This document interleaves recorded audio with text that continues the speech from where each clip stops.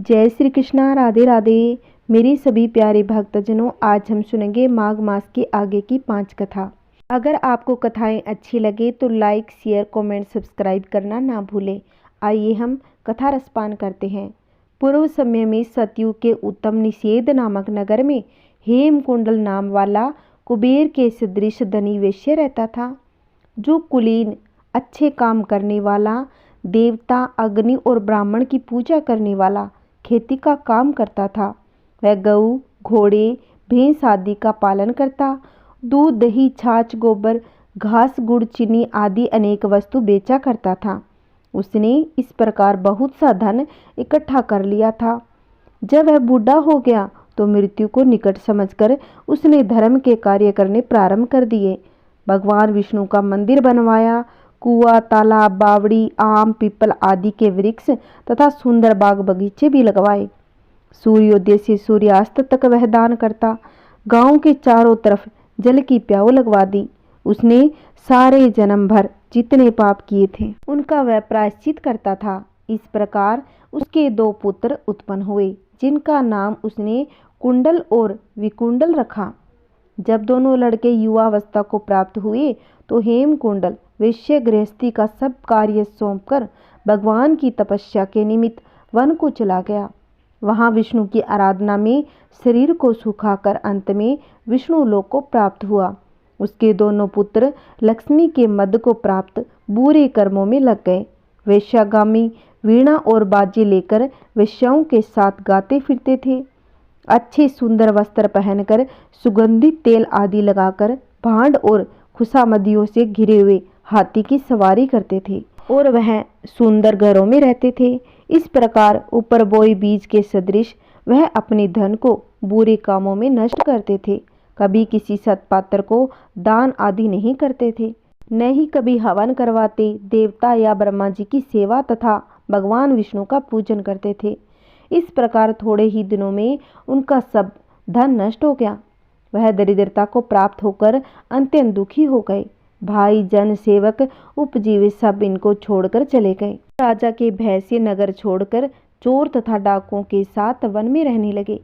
वहां अपने तीक्ष्ण बाणों से वन के पक्षी, हिरण आदि पशु तथा हिंसक जीवों को मारकर खाने लगे। एक समय इनमें से एक पर्वत पर गया, जिसको सिंह मारकर खा गया। दूसरा वन को गया तो काले सांप के डसने से मर गया। तब यमराज के दूत उन दोनों को बांधकर यम के पास लाए और कहने लगे कि महाराज, इन दोनों पापियों के लिए क्या आज्ञा है। चित्रगुप्त ने उन दोनों के कर्मों की आलोचना करके दूतों से कहा कि बड़े भाई कुंडल को घोर नरक में डालो, दूसरे छोटे भाई को कुंडल को स्वर्ग ले जाओ, जहाँ उत्तम भोग है। तब एक दूत को कुंडल को नरक में फेंकने के लिए ले गया। दूसरा दूत बड़ी नम्रता से कहने लगा, हे विकुंडल, चलो तुम अपने अच्छे कर्मों से स्वर्ग को प्राप्त होकर अनेक प्रकार के भोगों को भोगो। तब विकुंडल बड़े विस्मय के साथ मन में संशय धार कर दूत से कहने लगा, हे यमदूत, मेरे मन में बड़ी आशंका उत्पन्न हो गई है। मैं तुमसे कुछ पूछना चाहता हूँ। कृपा करके मेरे प्रश्नों का उत्तर दो। हम दोनों भाई एक ही कुल में उत्पन्न हुए, एक जैसे ही कर्म करते रहे। दोनों भाइयों ने कोई शुभ कार्य नहीं किया, फिर एक को नरक और दूसरे को स्वर्ग की प्राप्ति कैसे हुई? मेरे स्वर्ग में आने का कोई कारण नहीं देखता। तब यमदूत कहने लगे, हे विकुंडल, माता, पिता, पुत्र, पत्नी, भाई, बहन सब संबंध जन्म के कारण होते हैं। जन्म कर्म के भोगने के लिए ही प्राप्त होते हैं। जिस प्रकार वृक्ष पर अनेक पक्षियों का आगमन होता है, उस तरह इस संसार में पुत्र, भाई, माता, पिता का भी संगम होता है। इसमें से जो जैसे जैसे कर्म करता है वैसे ही फल भोगता है। तुम्हारा भाई अपने आप कर्मों से नरक में गया, तुम अपने पुण्य कर्म के कारण स्वर्ग में जा रहे हो। तब विकुंडल ने आश्चर्य से पूछा कि मैंने तो आज जन्म कोई धर्म का कार्य नहीं किया, सदैव पापों में ही लगा रहता। मैं अपने पुण्य के कर्म को नहीं जानता। यदि तुम मेरे पुण्य के कर्म को जानते हो तो कृपा करके बताइए। तब यमदूत कहने लगा कि मैं सब प्राणियों को भली भांति जानता हूँ, तुम नहीं जानते। तो सुनो, हरि मित्र का पुत्र सुमित्र नाम का ब्राह्मण था, जिसका आश्रम यमुना नदी की दक्षिण उत्तर दिशा में था। उससे जंगल में ही तुम्हारी मित्रता हो गई। उसके साथ तुमने 2 बार माघ मास की श्री यमुना जी में स्नान किया था। पहली बार स्नान करने से तुम्हारे सब पाप नाश हो गए। दूसरी बार स्नान करने से तुमको स्वर्ग प्राप्त हुआ। सो हे विशेश्वर, तुमने 2 बार माघ मास में स्नान किया, इसी के पुण्य के फल से तुमको स्वर्ग प्राप्त हुआ। तुम्हारा भाई नरक को प्राप्त हुआ। दैत्यात्रेय जी कहने लगे। इस प्रकार वह भाई के दुखों से अति दुखित होकर विनयपूर्वक मीठे वचनों से दूतों से कहने लगा, हे दूत, सज्जन पुरुषों के साथ 7 पग चलने से मित्रता हो जाती है और यह कल्याणकारी होती है।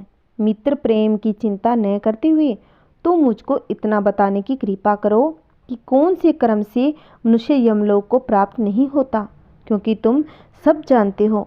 यमदूत कहने लगे, तुमने बड़ी सुंदर वार्ता पूछी है। यद्यपि मैं पराधीन हूँ, फिर भी तुम्हारे स्नेहवश अपनी बुद्धि के अनुसार बतलाता हूँ।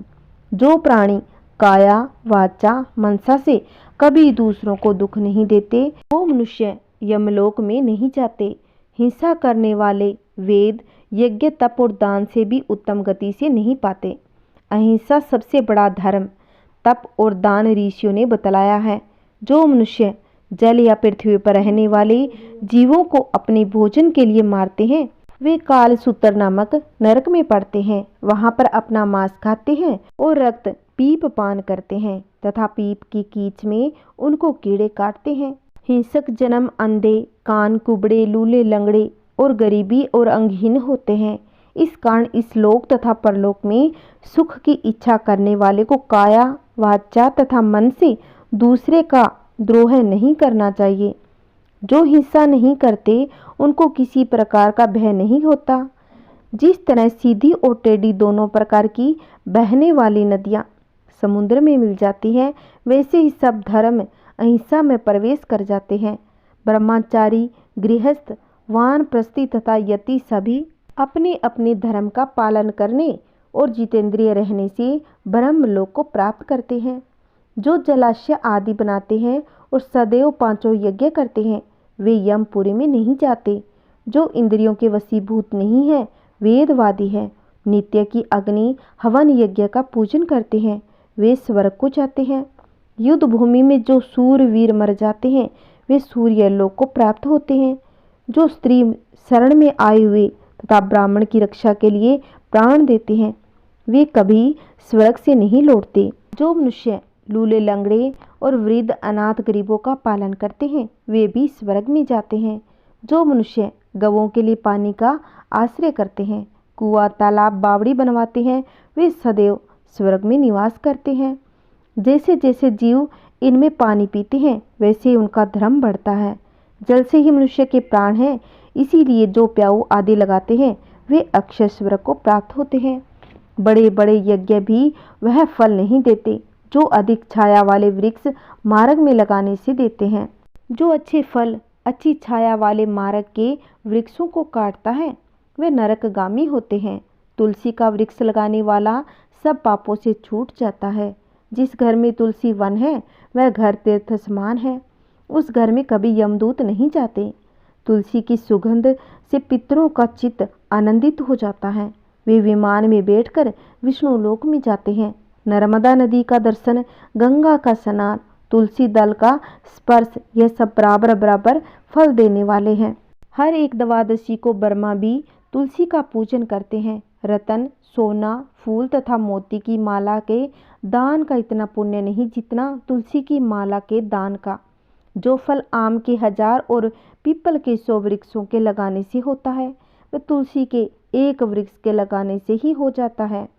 पुष्कर आदि तीर्थ, गंगा आदि नदी, वासुदेव आदि देवता सभी तुलसी में वास करते हैं।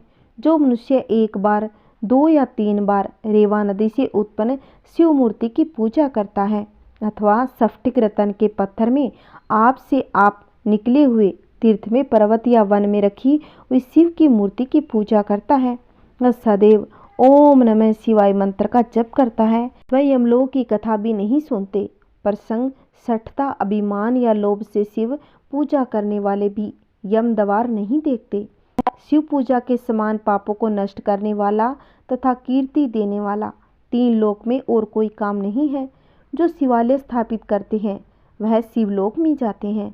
ब्रह्मा विष्णु तथा शिव का मंदिर बनाकर बैकुंठवासी हो जाता है। जो मनुष्य की पूजा के लिए फूलों का बाग लगाते हैं वे धन्य हैं। जो माता पिता देवता और अतिथियों का सदैव पूजन करते हैं वे ब्रह्मालोक को प्राप्त हो जाते हैं। यमदूत कहने लगे, मध्याह्न के समय आया अतिथि मूर्ख पंडित वेद पाठी या पापी कोई भी हो ब्रह्मा के समान है। जो रात्रि के थके हुए भूखे ब्राह्मण को अन्न जल देता है, मध्याह्न के समय जिसके घर आया हुआ अतिथि निराश नहीं जाता वह स्वर्ग का वासी होता है। अतिथि बराबर कोई धन संपत्ति तथा हित नहीं। बहुत से राजा और मुनि अतिथि सत्कार से ब्रह्मालोक को प्राप्त होते हैं। जो एक समय आलस्य कर भी अतिथि को भोजन करा दे वह यमद्वार नहीं देखता। केसरी ध्वज के वेवस्वत देव ने कहा था कि जो कोई इस कर्म भूमि मृत्यु लोक से स्वर्ग लोक जाने की इच्छा रखता है वह अन्न का दान करे। दूत कहता है कि यमराज कहते हैं कि अन्न के बराबर दूसरा और कोई दान नहीं। जो गर्मियों में जल सर्दी में ईंधन सदैव अन्न का दान करते हैं वह कभी यम के दुख नहीं उठाते। जो अपने किए हुए पापों का प्रायश्चित करता है वह नरक को नहीं जाता। जो काया वाचा और मन से किए हुए पापों का प्रायश्चित करता है वह देव और गंधर्वों से सेवित शुभ लोक को प्राप्त होता है। जो नित्य ही व्रत तप तीर्थ करते हैं वो चितेंद्रिय है, भयंकर यम को नहीं देखते। नित्य धर्म करने वाला दूसरे का अन्न भोजन और दान त्याग दे। नित्य स्नान करने से बड़े बड़े पाप नाश होकर यम को नहीं देखता। बिना स्नान पवित्रता कैसे हो सकती है। जो मनुष्य पूर्व के समय में चलते जल में स्नान करते हैं वह बुरी योनि नहीं पाते, न ही नरक में जाते हैं। माघ मास में प्रातः स्नान करने वाले मनुष्य को नियम पूर्वक तिल पात्र और तिल कमल का दान करना चाहिए। यमदूत कहते हैं कि हे विकुंडल, पृथ्वी सोना गोत आदि परम दान करने वाला स्वर्ग से नहीं लौटता। बुद्धिमान पुण्य तिथियां व्यतियात संक्रांति आदि को थोड़ा सा दान करके भी बुरी गति को प्राप्त नहीं होता।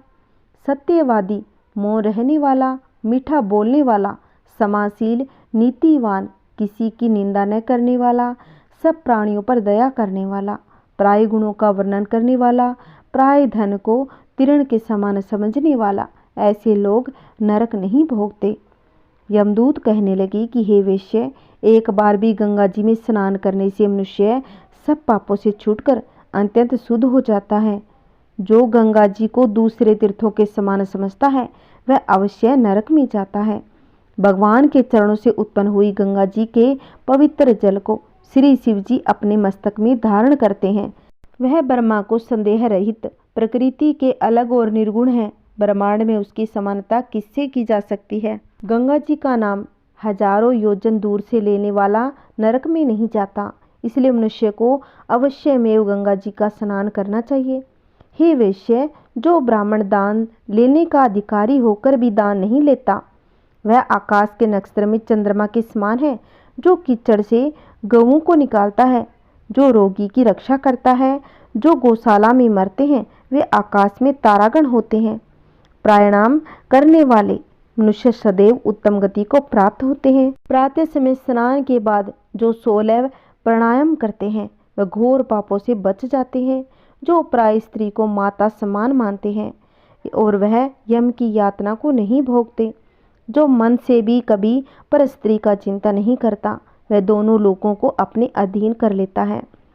जो प्राय धन को मिट्टी के समान समझता है वह स्वर्ग में जाता है। जिसने क्रोध को जीत लिया मानो उसने स्वर्ग को ही जीत लिया। माता पिता की सेवा देवता तुल्य करता है, वह यमद्वार नहीं देखता। जो गुरु की सेवा करते हैं वह ब्रह्मलोक को प्राप्त होते हैं। सील की रक्षा करने वाला स्त्री धन्य है। सील भंग करने वाली यमलोक जाती है। जो वेदों और शास्त्रों को पढ़ते हैं या पुराणों और संहिता पढ़ते हैं या सुनते हैं तथा जो स्मृति का व्याख्यान और धर्मशास्त्र समझते हैं या जो वेदांत में लीन रहते हैं वह पाप रहित होकर ब्रह्मालोक को प्राप्त हो जाते हैं। जो अज्ञानियों को वेद शास्त्र का ज्ञान देते हैं वे देवताओं से भी पूजित होते हैं। यमदूत ने कहा कि हे वैश्य, श्रेष्ठ यमराज ने हमको वही आज्ञा दे रखी है कि किसी वैष्णव को मेरे पास मत लाओ। हे वैश्य, पापी लोगों को इस संसार रूपी नरक को पार करने के लिए भगवान की भक्ति के सिवाय दूसरा और कोई उपाय नहीं। भगवान की भक्ति न करने वाले मनुष्य को चंडाल के समान समझना चाहिए। भगवान के भक्त अपने माता पिता दोनों के कुलों को तार देते हैं और उनको नरक में नहीं रहने देते। जो मनुष्य वैष्णव का भोजन करते हैं वे भी भगवान की कृपा से श्रेष्ठ गति को प्राप्त हो जाते हैं। बुद्धिमान को सदैव वैष्णव का अन्न खाना चाहिए। इससे बुद्धि पवित्र होकर मनुष्य पाप नहीं करता। गोविंदाय नमः इस मंत्र का जाप करता हुआ जो मनुष्य मृत्यु को प्राप्त होता है वह परम धाम को प्राप्त हो जाता है, इसमें कोई संदेह नहीं। जो ओम नमः भगवते वासुदेवाय इस मंत्र का 12 अक्षर का जाप करता है, इसके ब्रह्मा इत्यादि बड़े बड़े पाप नाश हो जाते हैं।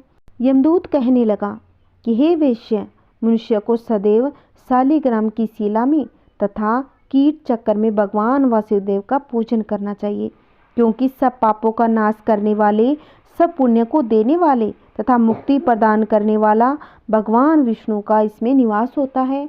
जो मनुष्य शालिग्राम की शिला या हरि चक्र में पूजा करता है वह अनेक मंत्रों का फल प्राप्त कर लेता है। जो फल देवताओं को निर्गुण ब्रह्मा की उपासना में मिलता है वही फल मनुष्य को भगवान शालिग्राम के पूजन से प्राप्त हो जाता है। हे वैश्य, अत्यंत पापी, दुराचारी, अनाधिकारी भी शालिग्राम का पूजन करने से यमलोक को नहीं देखता। भगवान को लक्ष्मी जी के पास अथवा बैकुंठ में इतना आनंद नहीं मिलता जितना शालिग्राम की शिला या चक्र में निवास करने में आता है। स्वर्ण कमल युक्त करोड़ों शिवलिंग की पूजन से इतना फल नहीं मिलता। भक्ति पूर्वक शालिग्राम का पूजन करने से विष्णु लोक में वास करके मनुष्य चक्रवत होता है। काम, क्रोध, लोभ, मोह, अंधकार से युक्त होकर भी मनुष्य शालिग्राम का पूजन करने से बैकुंठ में प्रवेश करता है। जो सदैव शालिग्राम का पूजन करते हैं वे प्रलय काल तक स्वर्ग में वास करते हैं। जो दीक्षा, नियम और मंत्रों से चक्कर में बलि देता है वह निश्चय विष्णु लोक को प्राप्त कर लेता है। जो शालिग्राम के जल से अपने शरीर को अभिषेक करता है वह मानो संपूर्ण तीर्थों में स्नान कर लेता है। गंगा, रेवा, गोदावरी सबका जल शालिग्राम की शिला के सम्मुख अपने पितरों का श्राद्ध करता है। उसके पितर कई कल्प तक स्वर्ग में वास करते हैं। जो लोग नित्य शालिग्राम की शिला का जल पी लेते हैं उनको हजारों हजारों बार पंचगव्य पीने से क्या लाभ। जहाँ पर शालिग्राम है वह स्थान तीर्थ स्थान के समान ही है। वहाँ पर किए गए संपूर्ण दान, होम करोड़ों गुना फल को प्राप्त होता है। जो एक बूंद भी शालिग्राम का जल पीता है वह माता के स्तनों का दूध पान नहीं करता, अर्थात गर्भाशय में नहीं आता। शालिग्राम शिला में जो कीड़े मकोड़े एक कोस के अंतर में मरते हैं वह भी बैकुंठ को प्राप्त हो जाते हैं। जो फल वन में तप करने से प्राप्त होता है वही फल भगवान को सदैव स्मरण करने से प्राप्त हो जाता है। मोहवश अनेक प्रकार के घोर पाप करने वाला मनुष्य भगवान को प्रणाम करने से नरक में नहीं जाता। संसार में जितने तीर्थ और पुण्य स्थान है भगवान केवल नाम मात्र के कारण से प्राप्त हो जाते हैं। यमदूत कहने लगा कि जो कोई प्रसंगवश भी एकादशी के व्रत को कर लेता है वह दुखों को प्राप्त नहीं होता। मास की दोनों एकादशी भगवान विष्णु को अति प्रिय है। जब तक मनुष्य इन दिनों में व्रत नहीं करता उसके शरीर में पाप बने रहते हैं। हजारों अश्वमेघ, सैकड़ों वाजपेयी यज्ञ एकादशी व्रत की 16वीं कला के बराबर भी नहीं। एकादशी के दिन व्रत करने से 11 इंद्रियों के लिए सब पाप नाश हो जाते हैं। गंगा, गया, काशी, पुष्कर, कुरुक्षेत्र, यमुना, चंद्रभागा कोई भी एकादशी के तुल्य नहीं। इस दिन व्रत करके मनुष्य अनायास ही बैकुंठ लोक को प्राप्त हो जाता है। एकादशी को व्रत और रात्रि को जागरण करने से माता पिता और स्त्री के कुल की 10-10 पीढ़ियां उद्धार पाती है और पीताम्बरधारी होकर भगवान के निकट रहते हैं। बाल, युवा, वृद्ध सब तथा पापी भी व्रत करने से नरक नहीं जाते। यमदूत कहता है कि हे वैश्य, मैं तुमसे नरक से बचने का एक धर्म कहता हूँ। मन, कर्म और वचन से प्राणी मात्र का द्रोह न करना, इंद्रियों को वश में रखना, दान देना, भगवान की सेवा करना, नियम पूर्वक वर्ण आश्रम धर्म का पालन करना। इन कर्मों के करने से मनुष्य नरक से बचा रहता है। स्वर्ग प्राप्त करने की इच्छा से मनुष्य गरीबी हो तो भी जूता, छतरी, अन्न, धन, जल कुछ न कुछ तो दान देता रहे। दान देने वाला मनुष्य कभी यम की यातना को नहीं देखता तथा दीर्घायु और धनी होता है। बहुत कहने से ही क्या अधर्म से ही मनुष्य बुरी गति को प्राप्त होता है। मनुष्य सदैव धर्म के कार्यों से ही स्वर्ग प्राप्त कर लेता है। इसलिए बाल्यावस्था से ही धर्म के कार्यों का अभ्यास करना चाहिए। विकुंडल कहने लगे कि तुम्हारे वचनों से मेरा चित्त अति प्रसन्न हुआ, क्योंकि सज्जनों के वचन सदैव गंगा जल के सदृश पापों का नाश करने वाले होते हैं। उपकार करना तथा प्रिय बोलना वचनों का स्वभाव ही होता है, जैसे अमृत मंडल चंद्रमा को भी ठंडा कर देता है। अब कृपा करके यह भी बताइए कि किसी प्रकार मेरे भाई का भी नरक से उद्धार हो सकता है। तब दूत कुछ देर ज्ञान दृष्टि से विचार कर मित्रता रूपी रस्से से बंधा हुआ बोला कि हे वैश्य, यदि तुम अपने भाई के लिए स्वर्ग की कामना करते हो तो जल्दी से अपने 8 जन्मों के पुण्य फल को उसके निमित्त अर्पण कर दो। तब विकुंडल ने कहा कि हे दूत, वह पुण्य क्या है और मैंने कौन से जन्म में और कैसे किया, सो हमें बतलाइए, फिर मैं अपना पुण्य अपने भाई को दे दूंगा। दूत कहने लगा, हे वैश्य सुनो, मैं तुम्हारे पुण्य की सब कथा कहता हूँ। पूर्व समय में मधुवन में अलक्की नाम का एक ऋषि था। वह बड़ा तपेश्वरी, ब्रह्मा के समान तेज वाला, नवग्रह की तरह उसकी स्त्री रेवती के 9 पुत्र थे, जिनके नाम ध्रुव, राशि, बुध, तार, ज्योतिमान थे। इन 5 ने गृहस्थ आश्रम धारण किया था। निर्मोह, जीतमाय, ध्यान निष्ठ और गुणातंग, यह चारों संन्यास ग्रहण कर वन में रहने लगे। यह शिखा सूत्र से रहित पत्थर और सोने को समान समझते थे। जो कोई अच्छा या बुरा उनको अन्न देता वही खा लेते। कोई ऐसा ही कपड़ा दे देता था उसको ही पहन लेते। सदैव ब्रह्मा से ही ध्यान में रहते थे। इन चारों ने व्रत, शील, निंद्रा और आहार सबको जीत लिया। बस चर अचर को विष्णु रूप समझते वे मौन धारण करके संसार में विचरते थे।